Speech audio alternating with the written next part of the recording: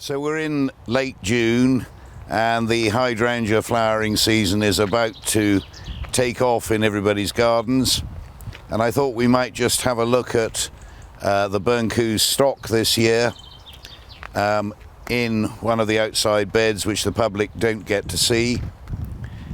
These are large healthy plants which have been potted on, in many cases into 3 or 4 litre pots.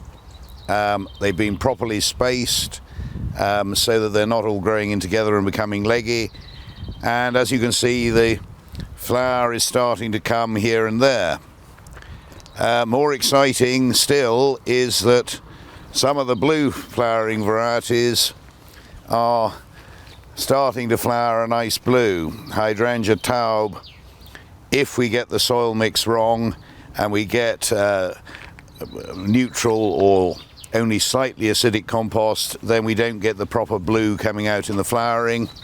Here's another blue Benelux and blue wave, and you can see clearly that these are proper blues. They haven't a trace of pink as sometimes occurs. The group next to them are, start with this sort of rather multicolored effect with a bit of blue and a bit of pink, and that's looking absolutely spot on too. That's Enzian Dom, and you can see that as the flowers come out more, they're going more blue, and we're losing this initial bit of pinkness, which is a very good sign. I mean, that's the flower of Enzian Dom, and that's the true blue that we want to see, although they clearly start with a bit pink, but that's just the way that variety is. If we wander on down through these hydrangea beds, which are still pretty full, and we hope that by autumn they'll be looking pretty empty, we can see some really good red varieties coming along too. Selena and Selma, gorgeous things, and Sabrina, which is has a nice lace cap effect. They're all just about to pop their clogs, and they'll be hopefully perfect for the Hampton Court Flower Show, as good a crop as we've seen. And if we turn round, we look at the arborescens and paniculator varieties, which will be flowering a bit later in the year. They come after the normal lace cap and mop-head hydrangeas. We wouldn't expect them really to be out until the end of July, maybe into August. But again, look how full of flower some of these varieties are. Look how healthy and sturdy they look.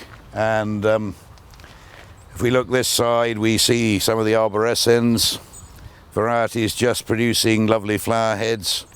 Straight in the border, and you've got a got a hell of a plant to go in there straight away. Looking further, we see the quercifolia varieties, the Canadian hydrangeas, which have that wonderful autumn colour. You won't see many flower buds there for a little while. They're later flowerers too. But just scanning across the beds, you can see that 1 or 2 varieties are quite well out, but the majority are still waiting to come and waiting to perform. And this is a great crop. It's a great Burncoose crop which we've grown for years, and I just thought that it might be interesting for people to see the bit of the nursery where we actually grow these hydrangeas, rather than the ones we have in the sales area, which many of you will have seen. A riot of colour is coming, and it's not very far away, and I'm looking forward to it as much as I hope you will be in your gardens.